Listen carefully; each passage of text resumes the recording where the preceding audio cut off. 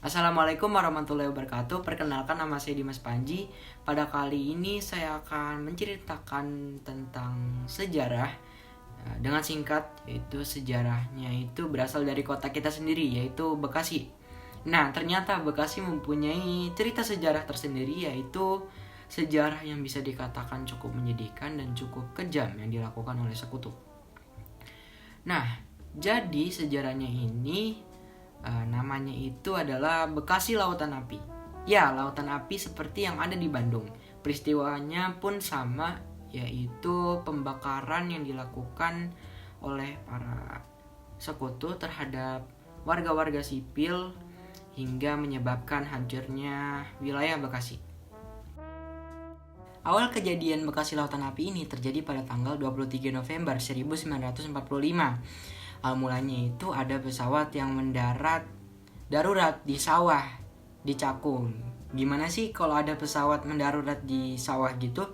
Otomatis para warga lokal atau kita-kita nih kepo kan, pengen ngedeketin, wah ada pesawat tuh, kayak gitu kan.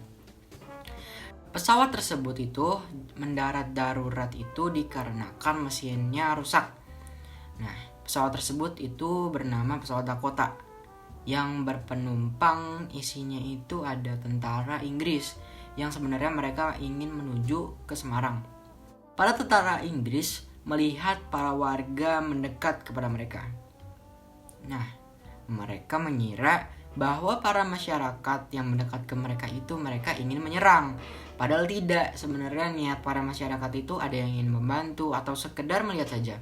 Namun persepsi si tentara Inggris ini salah. Mereka mengiranya ingin menyerang mereka.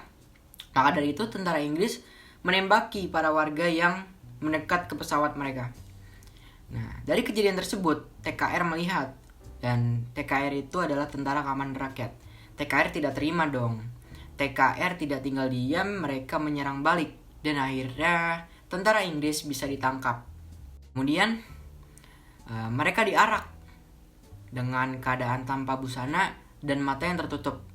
Diarak menuju alun-alun Bekasi dan merujuk ke sel tahanan yang ada di Tangsi Bekasi. Tangsi itu kalau sekarang bangunannya itu menjadi Polres Bekasi yang ada di depan alun-alun. Info ditangkapnya 25 anggota tentara Inggris ini diketahui oleh jenderal bernama Philip Christison. Philip Christison ini merupakan jenderal Inggris yang sedang berkuasa di Indonesia. Mendengar kabarnya anggotanya ditangkap oleh para TKR, marah dong. Nah, ketika dia marah, dia melaporkan ke Sultan Syahrir. Waktu itu Sultan Syahrir sedang menjabat sebagai Perdana Menteri. Dan kemudian Sultan Syahrir melaporkan kepada para TKR di Bekasi untuk membebaskan 25 orang tersebut.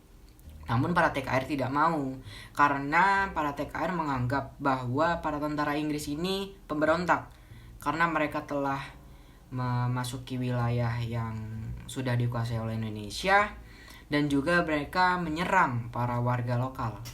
Maka dari itu TKR menolak keras untuk pembebasan 25 orang ini.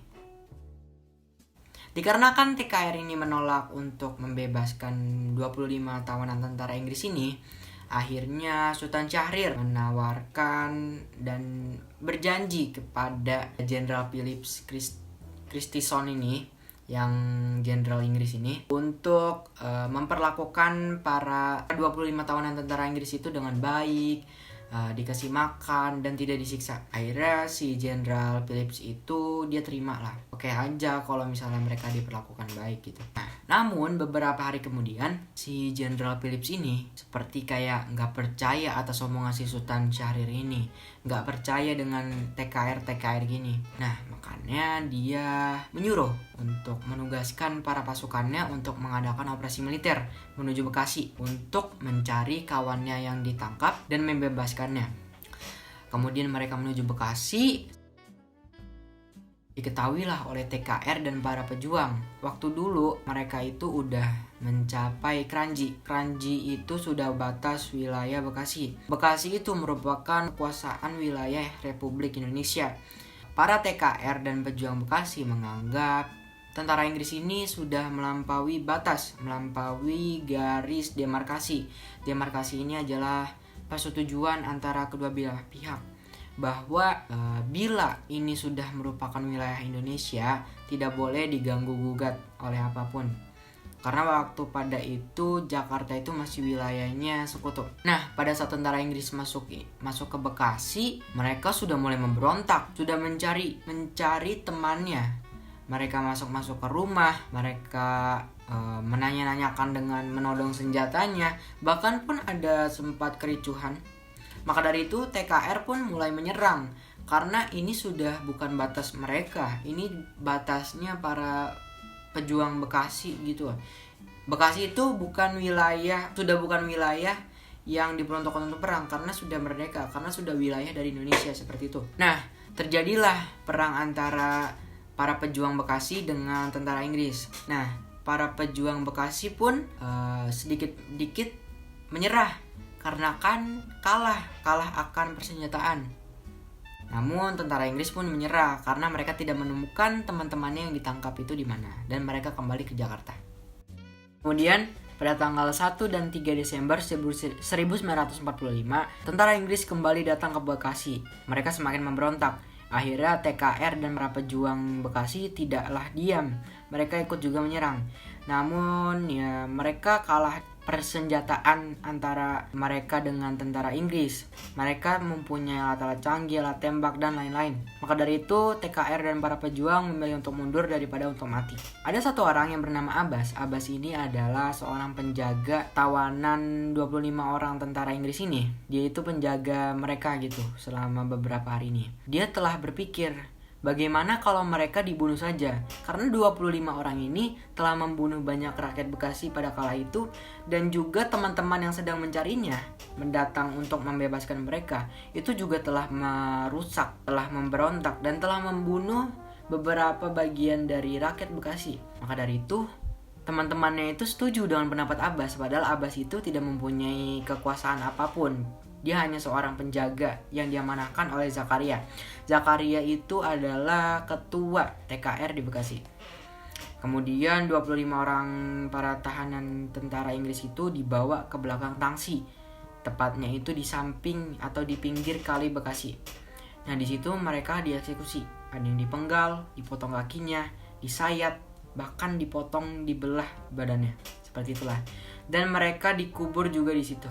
Kemudian Zakaria pun datang ke tangsi dan menanyakan kabar. Dengan polosnya si Abbas ini menjawab jika mereka sudah mati. Zakaria kaget, marah, dan diam karena tidak bisa berbuat apa-apa. Zakaria saja yang pemimpin TKR di Bekasi ini tidak mempunyai kekuasaan sebelum disuruh oleh Sultan Syahrir ataupun pemimpin lainnya. Maka dari itu Zakaria menembak mati Abbas di depan teman-temannya dengan pistol, dikarenakan Abbas itu telah melanggar aturan. Kemudian setelah kejadian itu, Zakaria melaporkan kepada Sultan Syahrir bahwa para tawanan 25 orang tentara Inggris itu telah mati. Setelah para tentara Inggris mengetahui bahwa kawanannya yang 25 orang tersebut ditahan itu telah mati, mereka pun sangat marah besar, dan tambah syarat mereka langsung menuju Bekasi melakukan penyerangan. Pada saat itu para TKR dan para pejuang kalah persenjataan. Kemudian mereka memilih untuk pergi dari wilayah Bekasi untuk sementara. Akhirnya tentara Inggris tersebut menguasai wilayah Bekasi, dan mereka mulai mengeksplor untuk mencari di mana kawannya itu berada. Dan akhirnya ditemukanlah lokasi pengkuburan teman-temannya, dan kemudian jenazahnya itu diambil dan dibawa ke Jakarta, dan para tentara sekutu pun balik ke Jakarta. 1 minggu kemudian, tepatnya pada tanggal 13 Desember 1945, sekutu balik ke Bekasi. Mereka marah besar karena mereka menyatakan bahwa Bekasi telah berkhianat, telah menghina, dan telah mengingkar janji kepada tentara Inggris. Kemudian sekutu itu berniat untuk membunuh para pejuang, dikarenakan para pejuang telah membunuh juga teman-teman mereka. Kemudian para tentara Inggris itu masuk satu persatu rumah yang ada di Bekasi itu. Mereka mencari para pejuang. Di mana pejuang? Karena mereka membunuh para pejuang yang ada. Namun untuk warga sipil setempat diminta untuk keluar dari rumah, diusir, dikatakan bisa diusir, dan juga untuk pergi dari wilayah Bekasi. Ada pula pejuang yang sedang beristirahat di rumah, ia ditembak langsung di tempat dan juga rumahnya dibakar. Jadi sehabis para warga itu pergi dari rumah, tentara Inggris itu menuangkan bensin di sekitar rumahnya dan rumahnya itu dibakar. Dan bahkan mereka membawa pesawat. Sekitar ada 3 pesawat pada saat itu. 3 pesawat yang membawa puluhan bom yang membuat Bekasi menjadi kebakaran penuh dengan api. Makanya disebut dengan Bekasi Lautan Api, sama seperti yang di Bandung. Bahkan tindakan ini itu sangat tidak disukai oleh pemimpin Inggris di Asia Tenggara. Perdana Menteri Sultan Syahrir pun memprotes atas tindakan pembumi hangusan yang dilakukan Inggris terhadap Bekasi. Dan itulah akhir kisah dari Bekasi Lautan Api. Sekian dari saya. Wassalamualaikum warahmatullahi wabarakatuh.